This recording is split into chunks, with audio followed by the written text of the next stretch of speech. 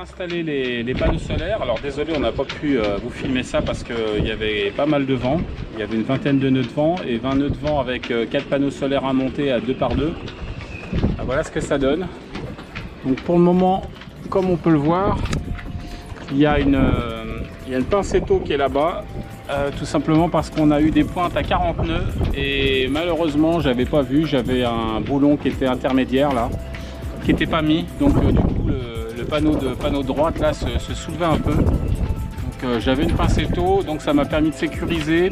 Depuis j'ai repassé le boulon, j'ai laissé la pincetto, je la retirerai. Donc voilà, les 4 panneaux sont installés. J'expliquerai ultérieurement le principe, enfin quoi que je vais le faire tout de suite. Donc en fait c'est des règles de maçon, des règles en alu qui ont été posées en transversale des panneaux, de manière à ensuite pouvoir mettre les panneaux dans le sens de la longueur. Alors vous allez me dire, oui mais attention, il va y avoir de l'électrolyse entre l'alu et les vis inox, alors ce qui est vrai. Sauf que là j'ai badigeonné toutes les rondelles et les vis, autant vous dire que ça a été un boulot en soi. C'est que chacun des boulons et des vis a été passé au Tikal. Donc le Tikal qui est c'est comme un peu comme du Sika, ça évite la corrosion inox alu. Et puis maintenant la deuxième partie la plus chiante, c'est de passer les câbles électriques dans le portique. Alors le portique, comme vous pouvez le voir sur la barre arrière, il est pré-percé de deux trous là ici visibles. Moi j'ai décidé de faire passer mes câbles et le tout avec le chargeur dans la cabine tribord, cabine arrière tribord. Donc je dois faire passer tous mes câbles à l'intérieur.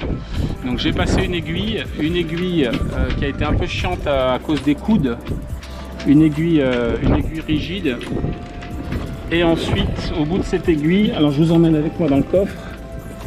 Et ensuite au bout de cette aiguille, donc là ici on a le panneau, on a le tube d'aération moteur. Il était tenu avec un serflex que j'ai dû couper parce que sinon je n'avais pas accès à la contreplaque de la rotule du portique. Et là comme vous pouvez le voir, donc la rotule arrive juste ici derrière. Donc j'ai passé d'abord l'aiguille qui est un peu rigide, seulement l'aiguille rigide ça convenait pas.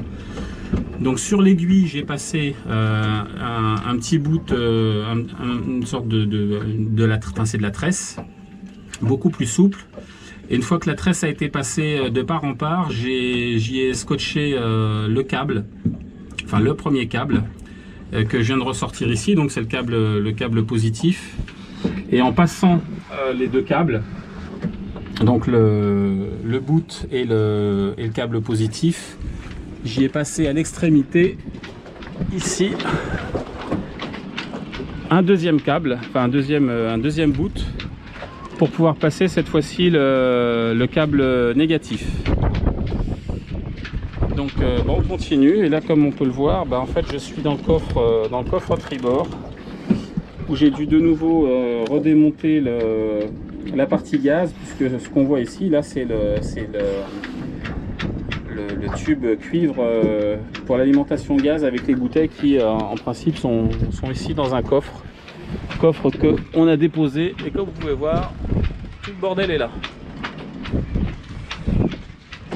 Bon les copains, on continue ça et puis on vous reprend tout de suite. Bon voilà, les deux câbles sont passés, voilà, comme on peut le voir.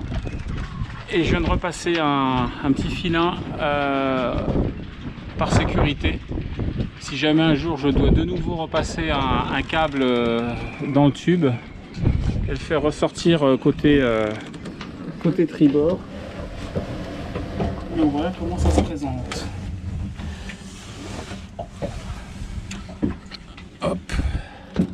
Et comme vous pouvez le voir, il n'y a pas beaucoup de place. Voilà. Donc j'ai fait ressortir les deux câbles électriques ici. Je vais passer des petits colliers pour les maintenir. Et avec l'aiguille, en fait, on a passé le tout directement dans... on aperçoit la fente, la petite fente noire là au bout.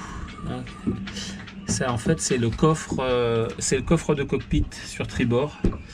Donc les câbles pour le moment ressortent là-bas. Donc je vais démonter bien entendu la cloison, fixer les câbles pour pas qu'ils se baladent.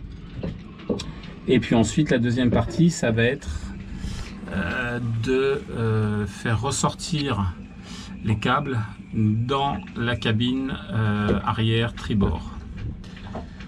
Ben, c'est quand même déjà une bonne chose de faite. C'était mal parti parce que la rotule, une fois qu'elle est en place sur l'extérieur, et bien en fait le trou de la rotule ne ressort pas pile poil au niveau du trou qui est ici.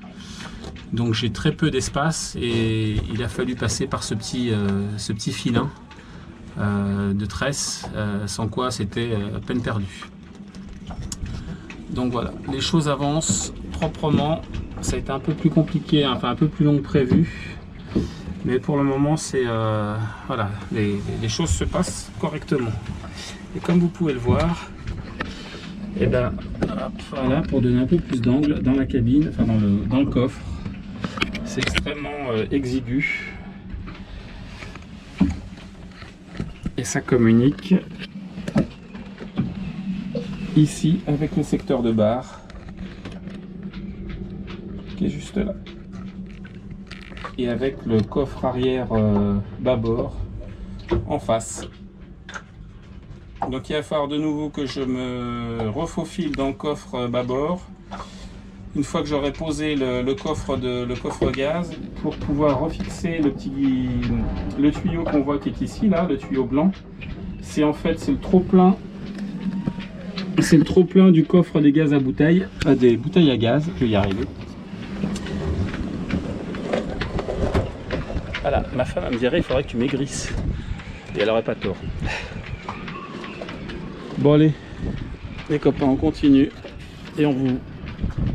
Donc cabine arrière tribord. Les câbles, comme je vous l'avais vu tout à l'heure, ont été passés. Dans les cloisons, etc. Là j'ai coupé la longueur voulue et pour avoir des connexions propres, voilà, le câble a été serti à la pince avec ces petits embouts et ces petits embouts donc qui viendront se loger directement ici en dessous au niveau du chargeur. Donc là les panneaux, les câbles des panneaux c'est du 6 mm².